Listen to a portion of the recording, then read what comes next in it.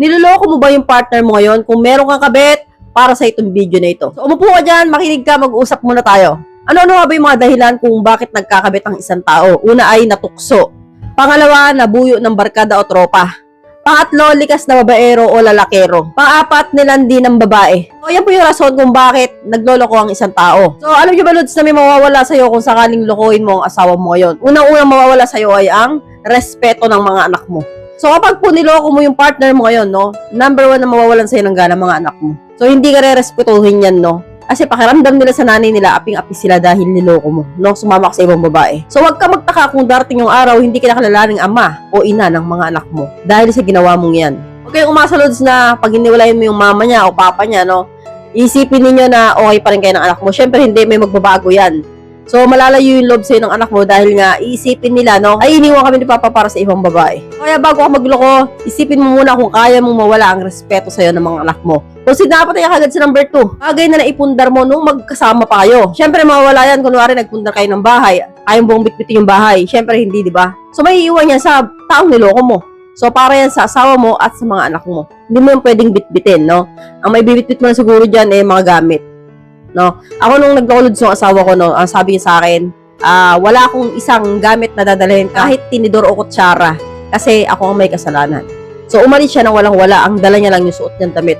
Pero dahil mabait akong asawa, pinadala ko lahat yung mga damit niya, no, lahat ng mga naiwan ditong papeles, pinadala ko sa kanya yan. Ayoko kasi nung dahil doon na magkakaroon pa ng rason para magkaroon kami ng contact.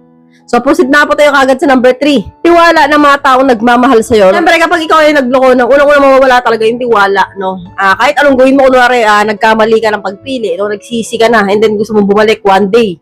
No, yung tiwala niya, hindi mo na ulit makukuha. Kaya dapat, bago kayo magloko, no? Una-una ninyong iisipin, talaga bang sure ako dito sa babaeng sasamahan ko kasi iiwanan ko yung dati ko. So, hindi pwedeng urong-sulong ka dyan, no? Kailangan, once na nagdesisyon ka, panindigan mo. Kasi, hindi na maibabalik yung tiwala kahit kailan, no? Yung mga babae na nakikipagbalikan pa sa mga ganung lalaki, pero never na po talagang babalik yung tiwala. Nakikisama na lang. So, proceed na po tayo kagad sa number 4. Mabuting pakikitungo sa'yo ng mga taong nakapaligid sa'yo, no? Siyempre, mawawala rin yan, no? Kapag nakita ka nila, no, basag na talaga yung imahe mo dyan, no? Isipin nila, ay, si ano, maluloko yan.